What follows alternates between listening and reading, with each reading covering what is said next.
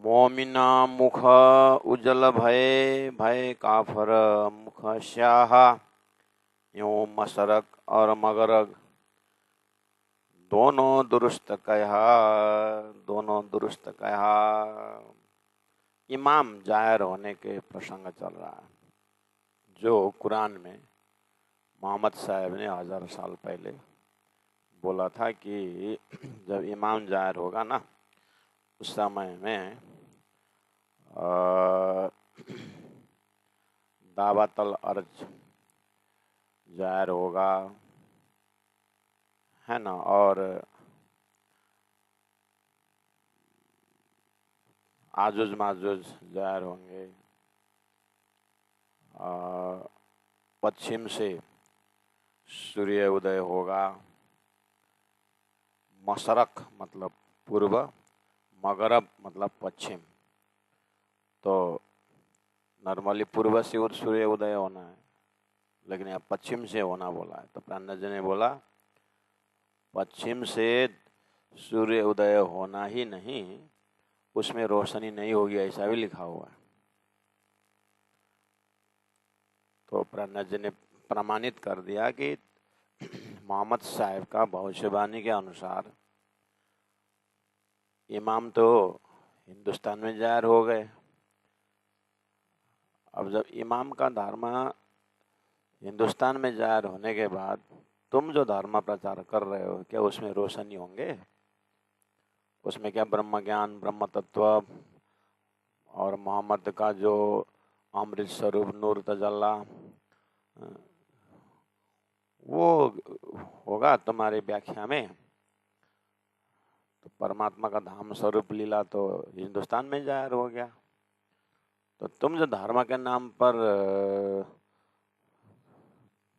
अत्याचार तो कर रहे हो ना, धर्म के नाम पर, धर्म प्रचार के नाम पर दूसरों में अशांति फैला रहे हो। तो क्या धर्म सूर्य का नाम उजाला, लेकिन तुम्हारा रोशनी नहीं है, मतलब अंधेरा ही है। तो ये भी बोल दिए। तो 24 नंबर 29 में नूर खुदा आया मशरक, खुदा का नूर ज्ञान ब्रह्म धाम तारतम ज्ञान आया मशरक। इस तरह से पूर्व में पश्चिम में आ गया, मशरक में उगया सूरज मगरब, उसी को बोलते हैं पूर्व में।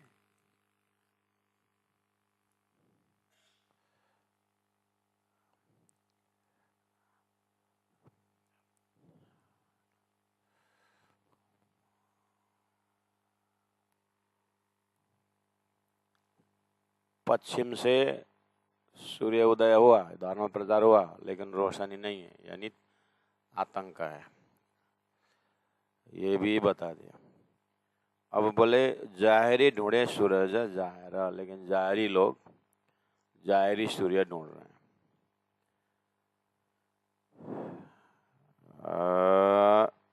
ये जो पढ़े आखिरी शब्द कुरान में, आखिरी में इमाम जाहिर होने के विषय में पढ़ते हैं, लेकिन ढूंढते हैं जाहिरी सूर्य।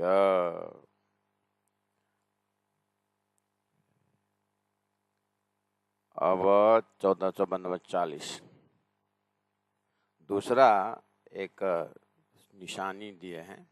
इमाम जाहिर होने का मतलब है ज्यादा 14 तबक से, 14 लोग से भी बड़ा, ज्यादा मतलब बड़ा। गधा, दज्जल गधा इना हद्दा, इना हद्दा मतलब इतना एरिया कवर करने वाला। कितना एरिया? 14 लोग से भी बड़ा एरिया। उसका नाम क्या है? दज्जाल है। अच्छा, तो किस में सवार होगा? ये गधा में सवार होगा। गधा, गधा तो इतना बड़ा दज्जाल को उठाने वाला गधा भी तो बड़ा होना चाहिए। और काना असवार तीना पर, सो भी वही कद, वो भी हाइट वाला, उतना ही कद वाला, उतना ही ऊंचाई वाला। तो गधा तो सवारी मतलब साधन हो गया, दज्जाल उसके ऊपर बैठने वाला सवारी हो गया। तो असवारी काना है, उसका एक आंख फूटा हुआ, एक कान नहीं सुनता, ऐसा काना है वो, मतलब आधा अंधा है वो। तो ये क्या हो सकता है? तो ये दज्जाल जो है ना, ये अहंकारी मन है, मन है। और गधा, गधा अहंकार है। उसके बाद दज्जाल जो है ये मायावी मन, मन गधा के ऊपर बैठा है, यानी अहंकार के ऊपर बैठा हुआ है मन। कितना बड़ा होगा? अहंकारी मन, घमंडी मन। तो ये तो 14 लोग से ऊंचा है ही। और अहंकार रूपी साधन उतना ही बड़ा गधा है। अब क्या होगा? वो भी काना है, अच्छी बातें सुनता ही नहीं, देखता नहीं। अब इसको ताय रुअल्ला महाराज मोहम्मद बोलते हैं, वो 1000 साल बाद रुअल्ला आएगा ना, वो उसको महाराज करे सी दुनिया साफ, दुनिया सब साफ कर देंगे। आखिरी आखिर उम्मत मोहम्मद, एक आखिरी उम्मत ब्रह्म सृष्टि, जो खुदा के पास बैठे हैं, और वही आएंगे। और उसको बोलते हैं मोहम्मदी उम्मत, अर्थात सदगुरु देवचंद्र जी महाराज। मोहम्मद का 3 स्वरूप है, एक स्वरूप ने साक्षी लाया, दूसरा स्वरूप ने मल के तारतम लाया। तो इस तो रुअल्ला और मोहम्मदी शब्द आया है। तो सदगुरु का जमात, प्राणनाथ जी का जमात, यानी ब्रह्म सृष्टि के जमात, वो आखिर में आएंगे। और करसी आए इंसाफ, वो न्यायाधीश होकर के न्याय दिलाएंगे सबको। वो इमाम मेहदी जब जाहिर होंगे ना, रुअल्लाह के साथ इमाम मेहदी रहेंगे, इमाम मेहदी और रुअल्लाह मिल करके धरती को इंसाफ देंगे। अर्थात अब ये इतना बड़ा गधा, इतना बड़ा दज्जाल को रुअल्लाह कैसे मारे? सी प्राणनाथ जी महाप्रभु बोलते हैं, अब ये तुम जाहिरी लोग इतना बड़ा गधा और इतना देख रहे हो दज्जाल को। अभी 14 लोग से ऊंचा तो दज्जाल है, और गधा उसी हाइट का है। तो ये लोग जाहिरी में आए और इमाम रुअल्लाह ने मारा, उसको गिराया। तो 14 लोग के प्राणी क्या होंगे? सब सब पचक जाएंगे, सब मर जाएंगे। इतना बड़ा तो पुतना जब गिरा था तो कृष्णा ने कितना बड़ा आवाज आया था। गुरुजी मंगलदास जी को किसी ने पूछा था, पुतना इतना बड़ा बोलते हैं, और फिर यशोदा मैया ने श्री कृष्ण को पुतना के छाती से निकाल के ले गए। तो पुतना के छाती में श्री कृष्ण है, इतना बड़ा पुतना है, तो क्या सीढ़ी लगा के निकाला? ऐसा तो नहीं था। तो पुतना के छाती में श्री यशोदा मैया कैसे पहुंची? तो गुरुजी ने बोला, पुतना तो थोड़ी देर दूध पिलाई थी, वो भी इतना ही बड़ा, इतना बड़ा है पुतना। तो हर रोज दूध पिलाने वाली यशोदा मैया कितनी बड़ी थी? तो उसने आराम से निकाल दी। सीधा सीधा जवाब दिया गुरु जी मंगलदास जी ने। इतना बड़ा गधा ये दज्जाल 14 लोग से भी बड़े हैं। 14 लोग तो उसको कमर तक आता है। अब इसको जाहिरी में गिराओगे तो 14 लोग बचेगा क्या भाई? इसलिए मोहम्मद का कहने का मतलब है, उनके जाने के बाद उनको नाम लेकर के जो शरीयत है, कर्मकांड है, उसी को ब्रह्म मान करके अहंकार में फूले ये दज्जाल, सच्चा धर्म का, सच्चा बातुन्य अर्थ का दुश्मन ये मन, ये अहंकार, यही इतना बड़ा है कि किसी का सुनता नहीं है। तो उसको रुअल्लाह मारा से मतलब रुअल्लाह के पास सच्चा ज्ञान आएगा, तारतम ज्ञान इलम लुदनी, उससे परब्रह्म परमात्मा सो जो सबसे बड़े है, जो अंतिम है, सुख को निधान है, उसको सुनने के बाद यह अहंकार अपने आप दब जाएगा, वो मर जाएगा। वो दज्जाल जो गलत सपना को जान करके अपने आप को बड़ा मानता था, वो अपने आप बेलून टूटे जैसा, बेलून का हवा निकले जैसा उसका सारा हवा निकल जाएगा और अहंकारी मन और अहंकारी वो दज्जाल मन अपने आप शांत हो जाएगा। वो अपने आप को तारतम्य ज्ञान के शरण में आएगा, छोटा बन जाएगा। उसके बाद वो ब्रह्म, अपरमापार ब्रह्म का आनंद में मस्त हो जाएगा। फिर ये मन आतंक नहीं मचाएगा, मन शांत हो जाएगा। यही रूह अल्लाह द्वारा मारने का बात है करके प्राणनाथ जी ने अक्षरातीत परब्रह्म परमात्मा की भक्ति को बताया। तो उनका अभी तक का गलत मान्यता में वो रम रहे थे, अहंकारी बने थे, वो शांत हो गए। चौपाई नंबर 42 में उसी का मैंने इधर बातों ने अर्थ खोल चुके हैं हमने 41 में, लेकिन वो जाहिरी के लिए एक दो चौपाई और बोल रहे हैं। दम दज्जाल सबन में, सबके अंदर ये दज्जाल यानी झूठा स्वप्निक मन, दम उसका श्वास रहता दुनी दिल पर, सबके दिल में वो मायावी मन बैठा हुआ है। ये जो पातशाह इबलिस, यही इबलिस है, ये अजाजिल का छोटा बच्चा जो खुदा का आदेश नहीं मानने वाला अजाजिल था ना, उसी अजाजिल का वंशज है ये, यानी या में बाम विष्णु मन मन थे त्रिगुण है। तो झूठा इबलिस, झूठा अजाजिल, खुदा को नहीं मानने वाला, खुदा को आज्ञा को नहीं मानने वाला, वही मन बैठा, वही वास्तव में दज्जाल है।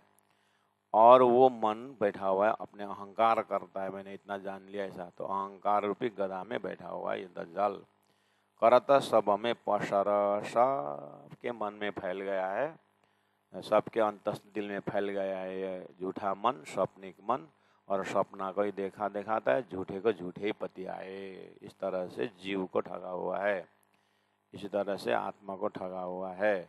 ऐसे संसार में ब्रह्मात्मा आई है और ब्रह्मात्मा भी उसी के फंद में पड़ी हुई है। ऐसा ये जानता है तो भी जाहिर चाहे दज्जाल। तो ये थोड़ा बहुत ये जानते हैं कि ये मन ही दज्जाल है, अहंकारी गधा है, हम भी तो जानते हैं, लेकिन फिर भी अपने कर्म में हम अपने पद में, अपने प्रतिष्ठा में अहंकार करते कि नहीं करते? वो यही नाटक है। ऐसा ये जान आता है तो भी जाहिर चाहे दज्जाल, तो भी प्रत्यक्ष दज्जाल चाहिए उन लोगों को, बड़ा ऐसा दज्जाल ढूंढते हैं, जानबूझ करके ये अपने आप को ठगते हैं। इनको शून्य में ही आनंद है। जब ये दज्जाल मारिया तब दुनी रहे कि नाल। अब ये दज्जाल, उसका जाहिरी दज्जाल इतना बड़ा 14 लोग से बड़ा गधा होता हो और उसको मार गिराया हो, तब दुनी रहे कि नाल, दुनिया तो चिपक जाएंगे ना सब। तो जाहिरी तो समझो। इसलिए ये भी बताया है कि असराफिल आएगा, शोर फूकेगा, पहाड़ उड़ाएगा, लिखा है। तो पहाड़ उड़ाने का मतलब क्या है? अहंकार का पहाड़ उड़ाना है, झूठी मान्यता जो लेकर बैठे उसको उड़ाना है, सच्चा उनको पकड़ाना है। तो आखिर आया असराफिल, असराफिल आने की बात है, उसका बजाय सुर, उसका सुर फूकेगा बोला है, सुर उड़ावसी बजाय सुर। तो क्या उड़ावसी? गलत मान्यता उड़ावसी, क्षर देवी देवताओं की भक्ति उड़ावसी, एक अक्षरात की भक्ति पकड़ावसी। एकम सद विप्रा बदन बहुधा बदंती, वो एक परब्रह्म को पकड़ाने की बात सदगुरु का तारतम्य के विषय में भविष्यवाणी है। तो उड़ावसी, क्या उड़ावसी? स्वर्ग कोई मुक्ति स्थान बोल रहे थे, उड़ावसी वैकुंठ आधा तो शास्त्र ने उड़ा हुआ है। और शास्त्र जाकर निराकार पकड़ाया तो वो भी उड़ावसी, और शुद्ध साकार पकड़ावसी। बजाय सुर तारतम के ध्वनि से। फिर करसी कायम, उसके बाद उड़ा के छोड़ेगा नहीं, धनी बड़े कृपाल, वो मुक्ति देंगे। फिर करसी कायम, अखंड करेगा। बजाय खुदाए का नूर, खुदा का नूर बजा करे। खुदा का नूर तारतम, तारतम का नूर अक्षरातीत परब्रह्म परमात्मा का वर्णन। उस धाम का वर्णन खिलवत परिक्रम सागर श्रृंगार परात्मा में उठा करके मूल मिला पकड़ाएंगे और रंगमहल पकड़ाएंगे। अक्षरातीत के दिव्य ब्रह्मानंद रस ऐसे डुबा देंगे कि अंतस्करण में झूठा संसार का ये तई मई सब उड़ा देंगे। फिर कर रसी कायम, उसके बाद जीव को अखंड करेंगे विस्ता में। बजाए खुदाए का नूर, गावेगा कुरान को असराफिल सूर कर। मेरा मोहम्मद बोलते हैं मेरा कुरान गाएगा, गावेगा कुरान को, मतलब मेरा कुरान को गाएगा। कहाँ गाया? सनंद ग्रंथ में गाया, मार्फत ग्रंथ में गाया, क़यामत नामा ग्रंथ में गाया। तो उसके अंदर जो मार्फती आने वाला तो मार्फती गाएगा। तो कुरान में भविष्यवाणी, वही कुरान उसी को मार्फत को बोल रहे हैं कि गावेगा कुरान को। असराफिल सुर कर, असराफिल आवाज लगा करके सुर फूंक फूंक करके गाएगा। असराफिल जागृत बुद्धि परम धाम के वर्णन।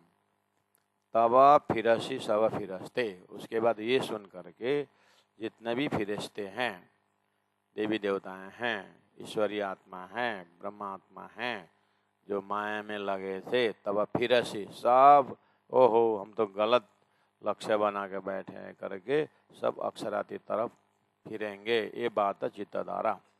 ये असराफिल ने परमधाम की बातें फूकी तो ये चित्त में धारण करके सब अपने अपने स्थान, अक्षरधाम परमधाम बिस्ता 8 बिस्ता में सब फिरेंगे। जब जहूर जाहिर हुआ, कलाम अल्लाह का नूर, कुरान का नूर, वो मार्फती, जब जहूर जाहिर हुआ, जब ये ज्ञान का प्रकाश जन जन के दिल में जब जाहिर होगा, कलाम अल्लाह का नूर, मोहम्मद साहब का कुरान का भविष्यवाणी और उनका भविष्यवाणी का अंदर अल्लाह इमाम मेहदी का ज्ञान, तातम का प्रकाश, परमधाम की भक्ति, परादस प्रेम लक्षण भक्ति का लक्ष्य जब जन जन के हृदय में जाएगा विराट सर्जनी द्वारा, तब होशी, तब ये होशी कायम, तब ये सारी सृष्टि अखंड होंगे। ले याही का जहूर, लेकर याही का जहूर, यही इन्हीं का, किनका? जो 10वीं 11वीं 12वीं सदी में जो रोला इमाम आदि की नहीं बोले, इन्हीं की जहूर, इनका ही ज्ञान का प्रकाश तारतम ज्ञान लेकर के सब आत्माएं अखंड होंगे करके उनका भविष्यवाणी था। प्राण जी याद दिला रहे हैं, देखो उन्होंने कौन सा ज्ञान का लक्ष्य किया है। उनकी वो खुदा के साथ देख के आए, हौजा देखे हैं, जोए देखे हैं, अमृत स्वरूप देखे हुए हैं, उनकी बात कर रहे हैं। जो सतगुरु महाराज ने वेदों को लेकर के अक्षरादित की बात कही थी, उसी के लिए कुरान में भविष्य था, वो मैं बता रहा हूँ। प्राण जी का सिंपल आराम से समझा रहे हैं। ये जो मायने मुसाफ के सो मेहदी बिना ना होए। तो मोहम्मद ने बोला मैंने तो बस हकीकत रख के गया हूँ, मेरा हकीकत को तो वही समझेंगे जो जिनके लिए है। इसलिए ये जो मायने मुसाफ के, ये कुरान का जो बातुनी अर्थ है, 7 निशान का बातुनी अर्थ, परमधाम के सांकेतिक बातुनी अर्थ, सो मेहदी बिना ना होए। वो तो इमाम मेहदी आने के बाद ही खुलेगा। अब तो 1000 साल तक तुम जो मैंने बताया वो करो। सो साहेब ने ऐसा लिखा, क्यों कर सके कोई? जब साहेब ने, मोहम्मद साहेब ने ही ऐसा लिखा है तुम्हारे कुरान में कि मेहदी बिना खुलेगा नहीं, वो आएगा 10वीं 11वीं सदी में, तो तुम जबरदस्ती करके 1000 साल क्या करते रहे तुम? तो अभी तो आ जाओ, अभी तो समझो। और क्यों कर सके कोई? जब मेहंदी भी ना खुलेगा नहीं करके बोल रहे हैं, तो तुमने अभी तक जो भी खुला, जो भी तुमने अर्थ किया, तुम्हारे अर्थ से कोई आत्मा की जागनी हुई, कोई आत्मा ब्रह्मा खुदा के धाम का चिंतन करता है? तुम तो आयत फटकारते हो और आयत भी ऐसे बोलते हो कि दूसरे को गाली दे रहे हो। इसीलिए स्वामी ने अपने जमाने में उन सभी को समझाए, प्यारे सुंदर साथ जी। तो ये प्रकरण 47 चौपाई का प्रकरण में प्राणनाथ जी ने 7 निशान की बातें की है। हमने थोड़ा बहुत उसका बताया, प्यारे सुंदर चौपाई का अर्थ कर दिए। अब रही बात इसके ऊपर और मनन चिंतन करके अपने जीवन में प्राणनाथ जी के हृदय को पहचान करके